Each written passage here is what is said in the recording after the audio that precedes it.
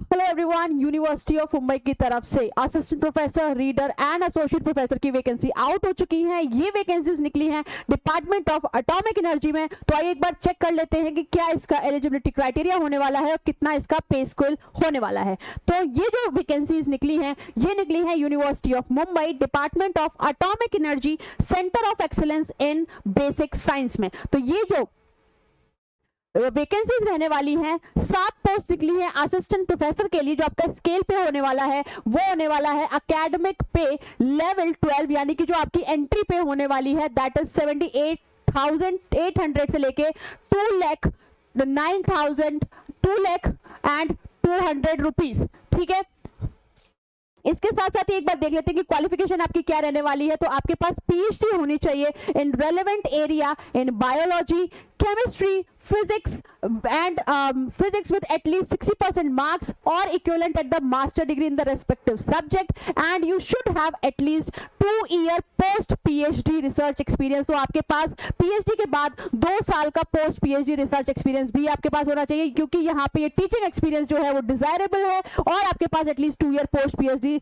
Experience, research experience भी होना चाहिए। एज लिमिट जो इसकी रहने वाली है दैट इज 35 ईयर्स, मतलब मैक्सिमम एज लिमिट जो इसकी रहने वाली है दैट इज 35 ईयर्स। आपकी एज जो है 35 ईयर्स से ऊपर नहीं होनी चाहिए एज ऑफ जुलाई 15, 2026। अगर जो भी एप्लीकेंट्स रीडर की पोस्ट के लिए अप्लाई कर रहे हैं तो इसमें जो नंबर ऑफ पोस्ट रहने वाली है दैट इज 4, और स्केल पे स्केल आपका जो रहने वाला है दैट इज एकेडमिक पे लेवल 13। एंट्री पे आपकी रहने वाली है 1,23,000 अप्रॉक्स टू 2,15,000 अप्रॉक्स। जो इसके लिए आपको एजुकेशन क्वालिफिकेशन चाहिए that is PhD in relevant area biology, chemistry, mathematics, physics with at least 60% marks in your masters, and you should have at least 5 year post PhD research experience. आपके पास reader की post के लिए teaching experience होना चाहिए, और इसके लिए आपकी जो एज लिमिट है वो 38 ईयर से ऊपर नहीं होनी चाहिए। एसोसिएट प्रोफेसर के लिए नंबर ऑफ पोस्ट जो निकली है दैट इज 3। पे स्केल आपका रहने वाला है एकेडमिक पे लेवल 13, मतलब कि 1,31,000 से 2,16,000 तक आपकी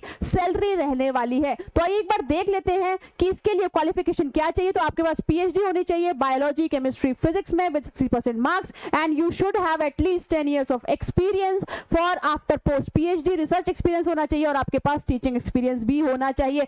एसोसिएट प्रोफेसर की वैकेंसी के लिए पोस्ट के लिए आपकी एज 43 ईयर से ऊपर नहीं होनी चाहिए एज ऑफ जुलाई 15, 2026। तो एक बार हम लोग रिसर्च एरिया भी देख लेते हैं कि अगर आप डिपार्टमेंट में अप्लाई कर रहे हैं तो क्या उनका डिजायरेबल रिसर्च एरिया रहने वाला है। तो स्कूल ऑफ बायोलॉजिकल साइंसेज की अगर हम बात करें तो असिस्टेंट प्रोफेसर के लिए 2, रीडर के लिए 1, और हमारे एसोसिएट प्रोफेसर के लिए 1 वैकेंसी निकली हुई है। जो आपका स्कूल ऑफ बायोलॉजिकल साइंस है उसमें आप माइक्रोबायोलॉजी, एक्सपेरिमेंटल माइक्रोबायोलॉजी में असिस्टेंट प्रोफेसर के लिए अप्लाई कर सकते हैं। जो रिसर्च एरियाज होने वाले हैं वो यहाँ पे आप देख सकते हैं, conduct fundamental and applied research on micro organism, investigating their psychologies, genetics, evolution and ecology. ये आपका टॉपिक रहने वाला है अगर वो आपको सेलेक्ट करते हैं तो। इम्यूनोलॉजी, न्यूरोबायोलॉजी, एक्सपेरिमेंटल में 1 असिस्टेंट प्रोफेसर की वैकेंसी निकली हुई है। Post code B303 computational biology, bio informatics theory में 1 रीडर की पोस्ट, मतलब असिस्टेंट प्रोफेसर से ऊपर वाले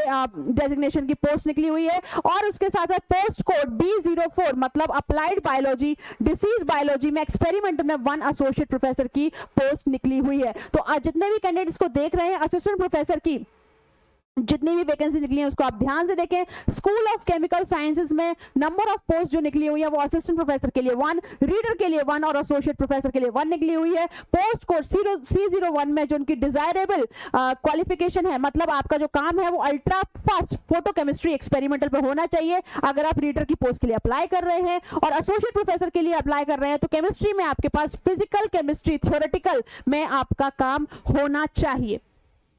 इसके साथ साथ पोस्ट कोड C03 ऑर्गेनिक और इनऑर्गेनिक केमिस्ट्री एक्सपेरिमेंटल में 1 असिस्टेंट प्रोफेसर की आपकी वैकेंसी निकली हुई है। मतलब जो आपका काम है, जो आपका रिसर्च एरिया है that should be natural product synthesis, asymmetric synthesis, main group chemistry, organometallic chemistry, material chemistry, इन सब पे आपका रिसर्च वर्क होना चाहिए। अब बात कर लेते हैं मैथमेटिकल साइंसेज की, जहां पे नंबर ऑफ पोस्ट 4 निकली हुई है, रीडर के लिए 2, असिस्टेंट प्रोफेसर के लिए 2। तो पोस्ट कोड M01 में 2 रीडर की पोस्ट निकली हुई है। जो इसमें रिसर्च एरिया आपका रहने वाला है वो रहने वाला है number theory, lie theory and related themes आपकी रहने वाली हैं। Post code M02, post code M02 में analysis, discrete mathematics and probability theory में 2 असिस्टेंट प्रोफेसर की वैकेंसीज निकली हुई है। आपका रिसर्च एरिया अगर analysis, differential geometry, differential equation and related themes हैं तो आप इसमें असिस्टेंट प्रोफेसर के लिए अप्लाई कर सकते हैं। इसके साथ साथ स्कूल ऑफ फिजिकल साइंस यानी कि फिजिक्स में देख लेते हैं तो इसमें जो नंबर ऑफ पोस्ट निकली हुई है वो 3 निकली हुई है, असिस्टेंट प्रोफेसर के लिए 2 और एसोसिएट प्रोफेसर के लिए 1। एसोसिएट प्रोफेसर के लिए थ्योरेटिकल फिजिक्स में आपका रिसर्च होना चाहिए, मतलब high energy physics, cosmology, astrophysics, इस सब में अगर आपका रिसर्च एरिया है, अगर आपका पीएचडी है तो आप एसोसिएट प्रोफेसर के लिए यहां पर अप्लाई कर सकते हैं। दूसरा जो है आपका post code P02, assistant professor के लिए ये कोड है क्वांटम कंडेंस मैटर फिजिक्स में अगर आपका रिसर्च है, मतलब आपका quantum magnetism and topological phases, quantum phase transition, 2D quantum materials, अगर इसमें आपका पीएचडी है then you can apply for the post of assistant professor physics in university of Mumbai at the department of atomic sciences.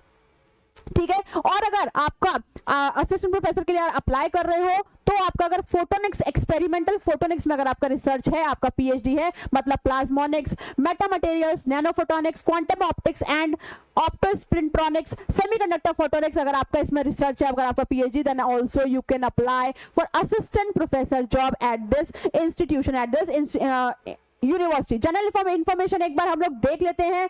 तो general information में जो आपको सबसे important चीज देखनी है वो ये देखनी है कि आपके पास 3 रेफरेंस लेटर्स होने चाहिए, 3 रिकमेंडेशन लेटर्स होने चाहिए जो आप यहां पर लगाएंगे to apply for this post. और आपके जो रेफरेंस लेटर है should be send directly by the referees, मतलब जिन भी लोगों से अगर आप रिकमेंडेशन लिखवा रहे हो वो ही इस लेटर को सेंड करेंगे ऑन फैकल्टीज रिक्रूटमेंट @cbs.ac.in। मतलब आपका एक सुपरवाइजर, एक आपके एचओडी हो सकते हैं या एक आपका सब्जेक्ट मैटर एक्सपर्ट हो सकते हैं, ये तीनों जब रिकमेंडेशन लेटर आपके लिए लिखेंगे तो they will send it directly to this mail faculty recruitment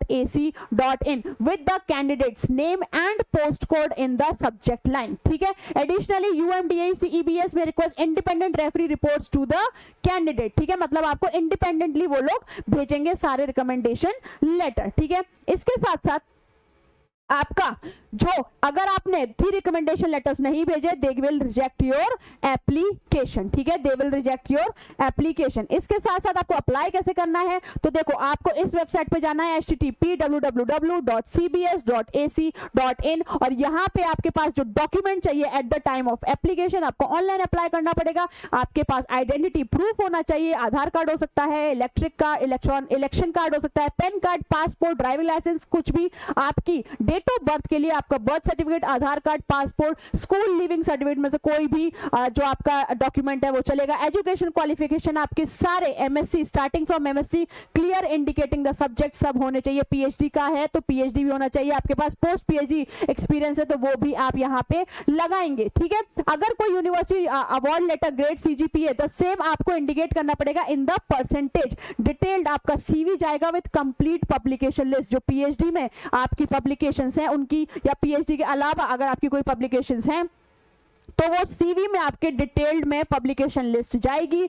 referees name and contact details आप दोगे। कैंडिडेट्स को अरेंज करने 3 confidential signed letters of recommendation आपको भेजना है। तो आपको भी भेजना है फैकल्टी रिक्रूटमेंट @cbs.ac.in और आपको जिनसे रिकमेंडेशन लिखवा रहे हो उनको भी इंडिपेंडेंटली इस पे मेल करना है विद द सब्जेक्ट लाइन का आपकी क्या रहने वाली है, रिकमेंडेशन लेटर फॉर कैंडिडेट्स, मतलब रिकमेंडेशन लेटर और फिर आपका नाम और आपका लास्ट नेम, मतलब recommendation letter for Rajesh Mishra B03। आपका कोड भी आना चाहिए। अगर आप फिर इसमें अप्लाई करो तो P01, P02, P03, केमिस्ट्री में अप्लाई करो तो C01, C02, C03 जो भी आपका कोड लग रहा है, बायोलॉजी में अप्लाई क्रैक कर रहे हैं तो B01, B02 या B03 आपका रहने वाला है। तो ये जो आपके रिकमेंडेशन लेटर है ये कौन कौन लिख सकता है? एक आपका PhD सुपरवाइजर लिखने वाला है, अगर आपने पोस्ट डॉक फेलोशिप कर रखी है तो एक आपका पोस्ट डॉक सुपरवाइजर लिखेगा और एक एक्सटर्नल सब्जेक्ट एक्सपर्ट लिखेगा। इसके साथ साथ आपको जो अपना एप्लीकेशन में भेजना है या ऑनलाइन सबमिट करना है